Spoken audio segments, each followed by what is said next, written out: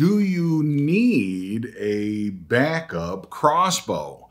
That is this episode of Death by Bunjie. For all the years, the 12 seasons now that I've had this crossbow, the original Bunjie, and the 12 seasons that I've hunted with this crossbow, I've never wanted, never needed, never even thought about having a backup crossbow. When I go to Maryland on a hunting trip, I don't take a backup car with me. Why on earth would I want to take a backup crossbow? Never needed it, never had a problem. But I got a comment on that, someone saying, well, you probably have a spare tire, don't you? And of course I have a spare tire. But to me, a spare tire is really more like having a spare string for a crossbow that will otherwise not let me down. But this year, everything kind of changed a little bit, didn't it? This is Bunjie Jr., my daughter Genevieve's crossbow. This crossbow has a brand new set of limbs on it, right? Getting ready for our August get-together, the third ever Death by Bunjie meet and greet, and Genevieve ends up breaking a limb. All of a sudden, it's kind of important to have a third crossbow. This one was not functional. This one was not ready to be repaired. Wasn't even sure I was going to be able to repair it. Wasn't even sure I wanted to repair it at the time. And now what's she going to do? Enter Bunjie the Third. And of course the original Bunjie.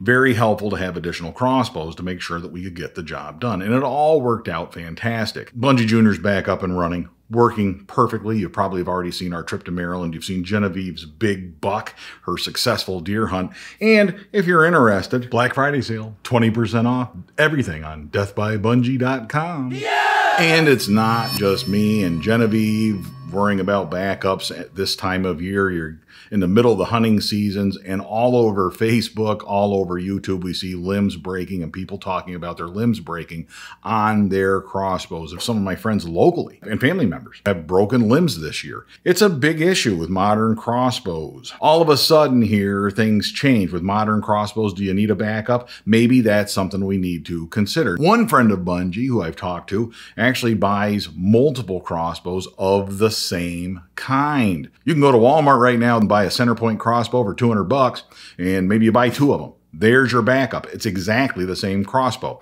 If that crossbow works for you, if that method works for you, so be it. What I like about that method is you're familiar with them because they're all the same. If one of them breaks, you move on to the next one, and it's the same thing. You don't have to relearn a new crossbow. As I'm finding out with Bunjie the Third, going out there with the Scorpid Deathstalker, moving from the world of Excalibur to the world of Scorpid, that takes a little getting used to. The more than a decade of experience that I build up, the familiarity that I build up with that Excalibur crossbow, that older, slower crossbow, a lot of that doesn't translate well to this more modern crossbow. I have to learn everything all over again. And it kind of sets me back a little bit as a crossbow hunter. I have to spend more time focusing on crossbows and technology and less time shooting deer. But in this day and age of expensive, high-class crossbows, which are pretty impressive pieces of equipment, they might cost $1,000, $2,000, even $3,000, or even more based on some of the newer technology that's out there. You really probably can't justify having 2 of those. Going back to the car example, I mean, do you really want to have 2 car payments? So the problem for guys that want to hunt with higher end equipment is you have that $2,000 really nice, sweet, brand new crossbow, and you've either got the older one that you used to use laying around, which is fine, or you've got another one that you bought that's a cheaper version, and, you know, so be it. The problem with that is you're getting away from that one gun mentality, that concept of being familiar with one crossbow. Very, very important to me is familiarity with your crossbow.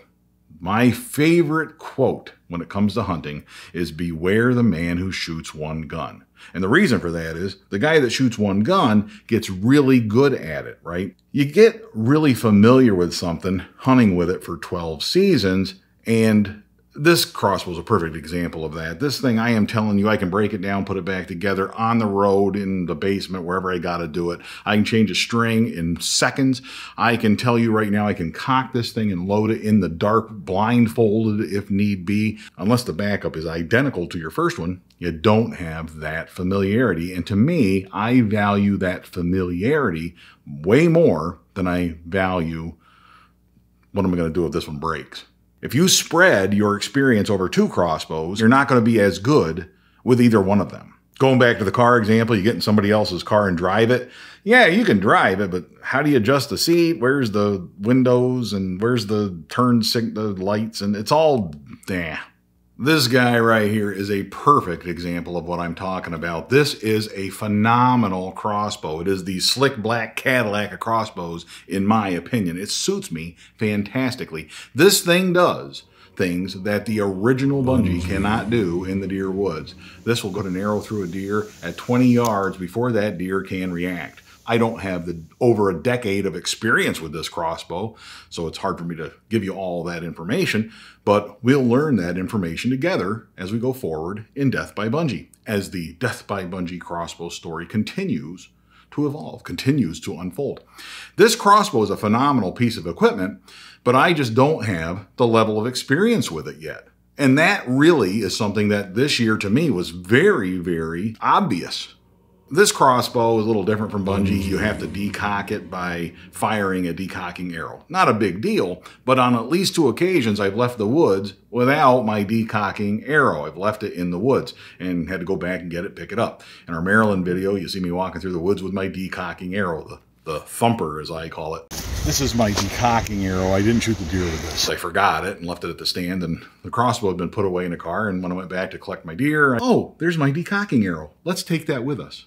That is just something that over time I'll be more familiar with it. I'll have a better habit, a better practice and routine with this crossbow, and that won't happen, at least not as much. If you listen to Talking with Bunjie, our Death by Bunjie podcast, I admitted in there this week, in this week's episode, that I actually went to the woods with this and for whatever reason got there and couldn't find the cocking sled. And it turns out I had left that under a different tree stand. I have a lot of faith in this crossbow. I do think that with proper care and maintenance, this crossbow can be my one gun. And the way to do that is to hang the old Bunjie up on the wall, commit to using the new one, don't break that out unless you absolutely have to, and get all of that experience that I have with that wonderful older, slower crossbow and build that same level of familiarity with this new one. We got to make this one my one gun. So that to me is the most important thing. When we talk about spare crossbows, the most important thing to me is familiarity with your weapon. So really in the end, whether you need a backup crossbow, that's kind of up to you, your hunting style, where you hunt, what crossbow you're using. I can tell you that I have an entire video series coming very soon on crossbow limbs, why they break, and what we can do about it as crossbow hunters. I hope you'll stay tuned for that. Make sure you subscribe. Until next time, all hail Bunjie.